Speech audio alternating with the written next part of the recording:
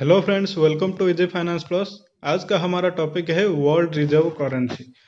और ये टॉपिक दो कारण के लिए न्यूज़ में है। एक है रशिया यूक्रेन वार।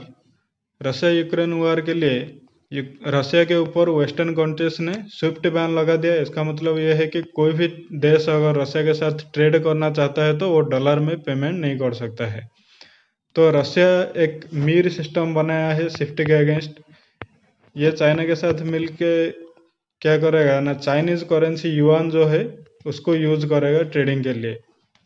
और दूसरा रीजन ये है कि श्रीलंका का इकोनॉमिक क्राइसिस। श्रीलंका में forex reserve, world reserve currency जो है वो बहुत ही कम हो गया है। और वो कंट्री के लिए जो इंपोर्ट करना चाहिए क्रूड ऑयल और जो जो भी प्रोडक्ट है व्हीट वगैरह, उसके लिए रिजर्व करेंसी कुछ नहीं है, इसलिए वहाँ इकोनॉमिक क्राइसिस चल रहा है। तो फ्रेंड्स, अभी न्यूज़ में बहुत चल रहा है कि यूएस डॉलर जो है ये अपना जो वर्ल्ड रिजर्व करेंसी का स्टेटस है ये लूज कर देगा। तो ये वीडियो में इसके बारे में हम डिस्कस करेंगे और ये भी डिस्कस करेंगे कि वर्ल्ड रिजर्व करेंसी का मतलब क्या है और ग्लोबल इकोनॉमी में यूएस डॉलर जो है इसका क्या रोल है। तो दुनिया का जो बहुत सारे हिस्से हैं उसमें क्या है, अलग अलग द्रव्य और जो सेवा है वो उत्पादन होता है। जैसे कि जर्मन और जापान ये कार्स के लिए फेमस है, और चाइना इलेक्ट्रॉनिक्स प्रोडक्ट उत्पादन के लिए फेमस है, और सऊदी अरबिया ये क्रूड ऑयल उत्पादन करता है।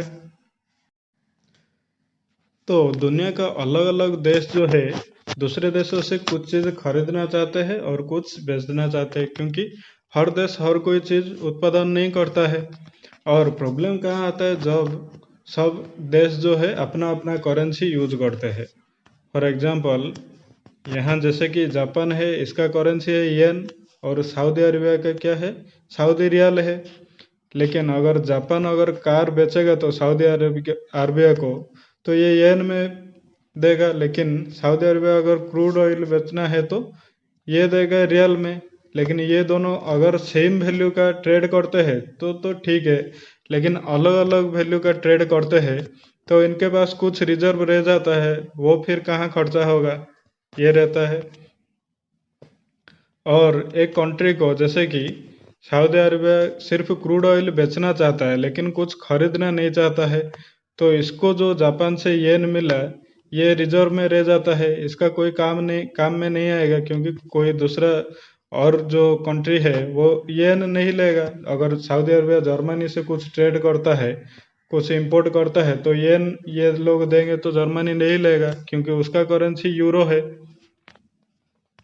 तो उस टाइम वर्ल्ड रिजर्व करेंसी का कॉन्सेप्ट आता है। तो इसमें सब कंट्री क्या करते हैं, सारे देश जो भी खरीदते हैं वो यूएस डॉलर से ही खरीदते हैं। तो अगर इंडिया चाहता है क्रूड ऑयल खरीदना है सऊदी अरबिया से, तो ये क्या करता है, इंडिया का करेंसी इंडियन रुपी है तो ये रुपी को यूएस डॉलर में कन्वर्ट करता है, और फिर सऊदी अरबिया से क्रूड ऑयल लेता है और उसको बदले में यूएस डॉलर देता है। और सऊदी अरबिया जो यूएस डॉलर लेगा ये और कुछ खरीदने के लिए दूसरे देश के साथ ये खर्चा करेगा। तो इंडिया के पास भी ये रिजर्व है यूएस डॉलर का। ये जो करेंसी रिजर्व है इसको बोलते हैं forex reserve, foreign exchange reserve. और फॉरेक्स रिजर्व में सिर्फ यूएस डॉलर नहीं रहता है, मैक्सिमम पार्ट जो होता है यूएस डॉलर का होता है, लेकिन और भी बॉन्ड और गोल्ड भी रहता है।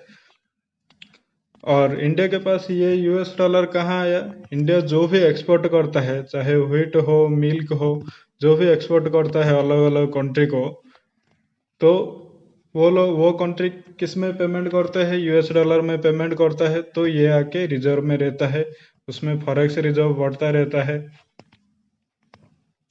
और इसी से ही हम इंडिया के पास बहुत यूएस डॉलर हो जाता है, और ऐसे सारे देश के पास होता है। तो सारे देश के लिए ये एक ग्लोबल करेंसी बन गया यूएस डॉलर।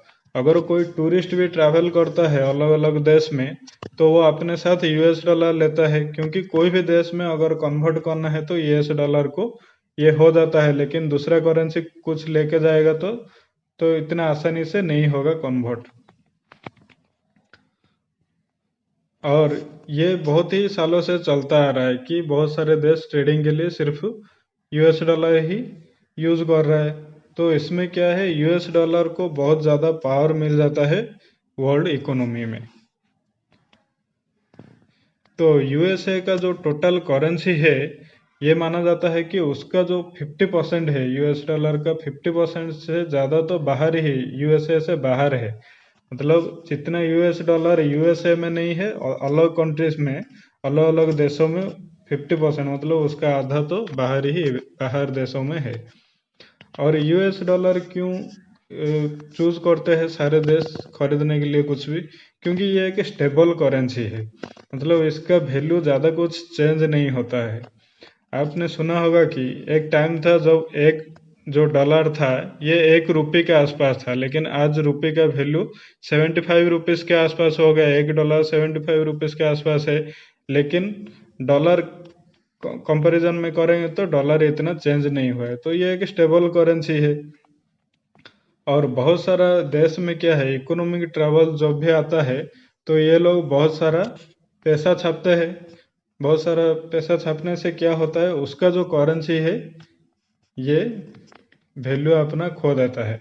अगर इंडिया में कुछ प्रॉब्लम है, इंडिया अगर इंडियन रुपीस ज़्यादा छापता है तो इसमें क्या होता है, इंडियन रुपये का वैल्यू और भी कम हो जाएगा, 75 से 80 भी हो सकता है, ऐसे फॉर एग्जांपल। तो अगर इंटरनेशनली कोई भी लोन भी लेता है तो भी ये यूएस डॉलर में लेता है, क्योंकि ये एक स्टेबल करेंसी है। ओवर द ईयर्स ये ज़्यादा चेंज नहीं होता है। अगर कोई रुपये में लिया होता तो 10 साल पहले 1 रुपये 50 के आसपास था, आज 75 हो गया, तो उसमें लॉस हो जाएगा। इसलिए यूएस डॉलर को प्रेफर करते हैं। तो इसीलिए जो भी कोई इंटरनेशनल इन्वेस्टर है या फिर बैंक है जो भी लोन देता है या फिर इन्वेस्ट करता है, वो लोग क्या करते हैं, यूएस डॉलर में ही करते हैं, क्योंकि यूएस डॉलर का बाइंग पावर ज़्यादा चेंज नहीं होगा, क्योंकि ये करेंसी ज़्यादा स्टेबल है। और दूसरा करेंसी में अगर ये लोग देंगे तो क्या होगा, उसका वैल्यू डाउन होते होते जाएगा, लेकिन यूएस डॉलर इतना ज़्यादा वैल्यू लूज नहीं करता है। और ऐसे और भी कुछ देश का करेंसी है जो कि वो भी स्टेबल है, लेकिन यूएस डॉलर को ज़्यादा एक्सेप्टेंस मिली है, क्योंकि और जो दूसरे जो देश है उनका करेंसी स्टेबल है, लेकिन इतना सर्कुलेशन भी नहीं है वर्ल्ड इकोनॉमी में, ग्लोबल इकोनॉमी में इतना सर्कुलेशन में भी नहीं है, और एक्टिव सर्कुलेशन नहीं है, इसलिए प्रॉब्लम होगा ट्रेडिंग में। कोई अगर देश दूसरे देश के साथ ट्रेड करना चाहेगा तो प्रॉब्लम होगा। और यूएस जो है इकोनॉमिकली और पॉलिटिकली भी स्टेबल कंट्री है। मतलब उसमें ज़्यादा, जैसे कि गवर्नमेंट का भी ज़्यादा चेंज नहीं होता है। जो भी गवर्नमेंट आता है 4 साल रहता है, फिर दूसरे प्रेसिडेंट आता है, ऐसा चलता रहता है। और इकोनॉमिकली भी बहुत ही स्टेबल कंट्री है, तो इसीलिए यूएस डॉलर को ज़्यादा एक्सेप्टेंस मिला है। तो और ऐसे कौन सा कंट्री है जो कि स्टेबल है, एक है यूरो, जो कि यूरोपियन यूनियन, मतलब यूरोपियन कंट्रीज जो है, यूरोपियन यूनियन का जो कंट्रीज है वो यूरो यूज करते हैं। और यूके का पाउंड है, येन है जापान का, कैनेडियन डॉलर कनाडा का, ऑस्ट्रेलियन डॉलर ऑस्ट्रेलिया का, और चाइना का युआन है, और स्विस फ्रैंक है स्विट्जरलैंड का। और भी बहुत ज़्यादा करेंसी है, लेकिन अभी तक जो ज़्यादा एक्सेप्टेंस मिला है वो यूएस डॉलर को ही मिला है। और यूएस डॉलर ग्लोबल इकोनॉमी में ज़्यादा यूज होने के कारण यूएस को बहुत ही बड़ा पावर मिलता है।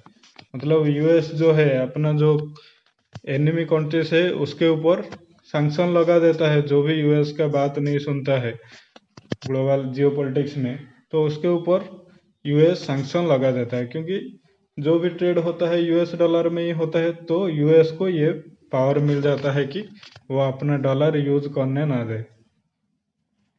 तो इसीलिए ज़्यादातर देश जो है अल्टरनेटिव रिजर्व करेंसी के लिए बात चल रहा है। जैसे कि मैं पहले ही वीडियो में बताया, यूएसए और रशिया और जो चाइना जो है एक सिस्टम बनाया है, मीर सिस्टम, स्विफ्ट के अगेंस्ट, और इसमें ये युआन करेंसी को यूज करना चाहते हैं। और अभी के लिए यूएस डॉलर ही डोमिनेट करेंसी है आगे क्या होगा वो तो बाद में पता चलेगा।